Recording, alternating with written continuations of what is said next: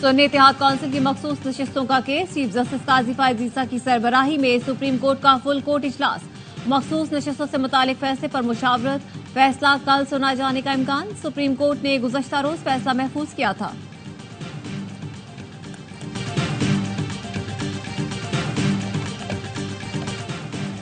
कराची में दहशतगर्दी का मंसूबा नाकाम बना दिया गया। कलअदम टीटीपी दरा आदम खेल का दहशतगर्द शुएब इत्तेहाद टाउन से गिरफ्तार। डीआईजी सीटीडी आसिफ एजाज शेख के मुताबिक दहशतगर्द शुएब 8 मुहर्रम के औरंगी टाउन जुलूस पर खुदकुश हमले की मंसूबाबंदी कर रहा था। खुदकुश जैकेट भी बरामद कर दी गई। केपी हुकूमत ने दहशतगर्द शुएब के सर की कीमत 20 लाख रुपए मुकर्रर कर रखी है।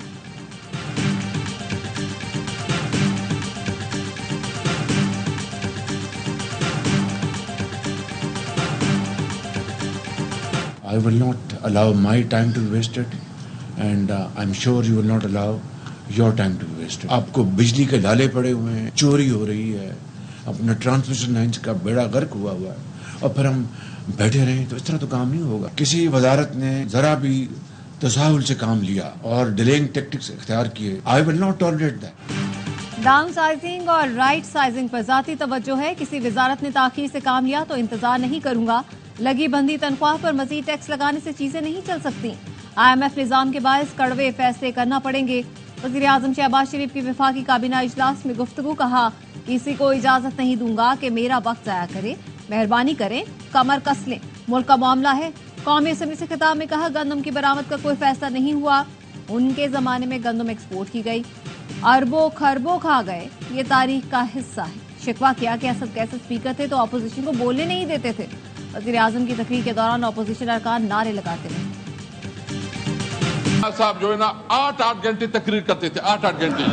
ख्वाजा आसिफ साहब अपना घंटे तकरीर करता था, शेख खाकाना अपना घंटे में तकरीर करता था। आप अपोजिशन लीडर के घर पे छापा मारते हैं, स्पीकर को कोई नोटिस में नहीं लाता। आप एमएनएस को हरासा करते हैं, स्पीकर कोई नोटिस में नहीं लाता। बतौर स्पीकर मैंने ईवान में ऑपोजिशन को भरपूर वक्त दिया। शहबाज शरीफ माजी में 8-8 घंटे तकरीर करते थे।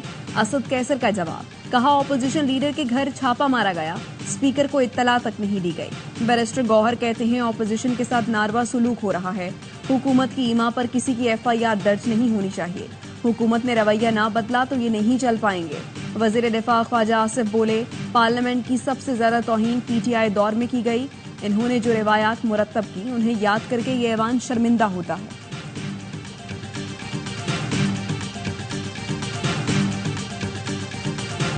निकाह केस में बानी PTI और बुशा बीबी की सजा के खिलाफ अपीलों पर समाअत। बुशा बीबी के वकला के दलाइल मुकम्मल।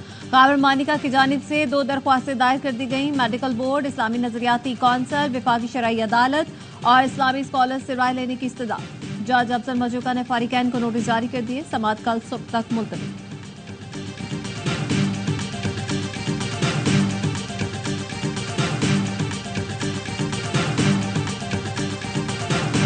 £190 मिलियन रेफरेंस में परवेज खटक ने बतौर गवाह बयान रिकॉर्ड करा दिया। कहा, शहजाद अकबर ने काबीना को बताया पाकिस्तान से बाहर भिजवाई रकम बरतानिया में पकड़ी गई, जो पाकिस्तान को वापस की जाएगी। रकम प्रॉपर्टी टाइकून ने बरतानिया मुंतकिल की थी। मामला काबीना के एजेंडे पर नहीं था। एडिशनल एजेंडे पर मुझ समेत दीगर अरकान ने एतराज किया। रकम के हवाले कागजात बंद लिफाफे में पेश किए गए। परवेज खटक के बयान के दौरान बानी PTI मुस्कुराते रहे। समाअत 13 जुलाई तक मुलतवी। अली मोहम्मद खान कहते हैं, परवेज खटक बानी PTI के खिलाफ गवाही देने आए, बड़ा दुख हुआ।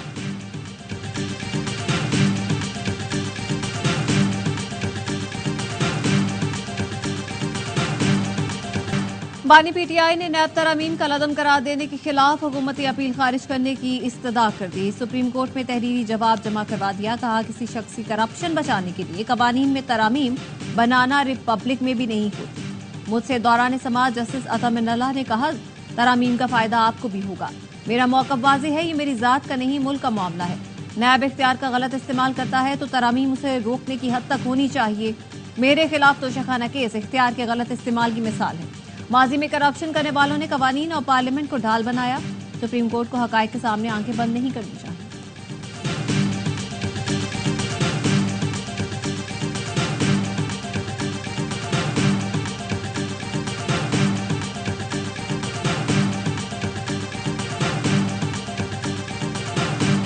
तरजीहात हमारी जो है वो तरजीहात ही गलत है हमारी। अगर मेरी पार्टी पार्लियामान में है, हम इलेक्शन लड़ते हैं, तो एक जमहूरी रवैया है, हम तो उसी रास्ते के लोग हैं और उसी वजह से हम ज़ेरे एताब भी है, अपने स्टेट के साथ कमिटेड हैं। हमने हल्फ उठाए हैं पार्लियामेंट के अंदर, बार बार हल्फ उठाए हैं, इसी आइन के हल्फ उठाए हैं, हम अपने हल्फ पर कायम हैं।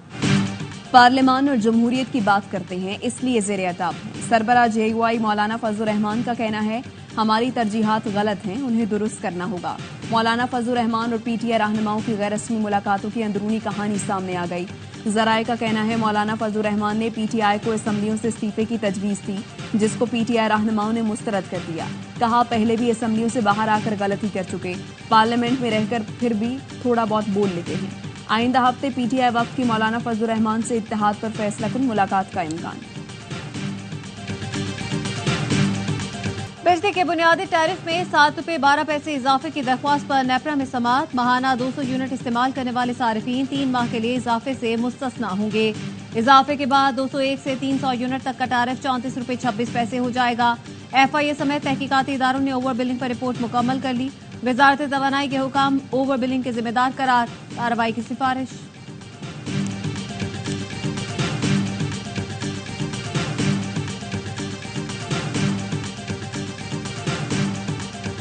पाकिस्तान क्रिकेट में उखाड़ पछाड़, वहाब रियाज और अब्दुल रज़ाक के बाद मैनेजर मंसूर राना की भी छुट्टी।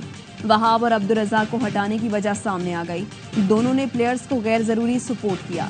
शाहीन आफरीदी का हालिया टूर्स पर मैनेजमेंट से रवैया खराब रहा, मैनेजर्स ने एक्शन न लिया। एक्शन न लेने और लॉबिंग करने वाले खिलाड़ियों की भी तहकीकात जारी। वहाब रियाज कहते हैं सिलेक्शन कमेटी अरकान पर दबाव डालने के बयानात से मुत्तफिक नहीं। एक शख्स का वोट किस तरह 6 पर हावी हो सकता है, हर एक चीज रिकॉर्ड में मौजूद है, आज बयान जारी करूंगा।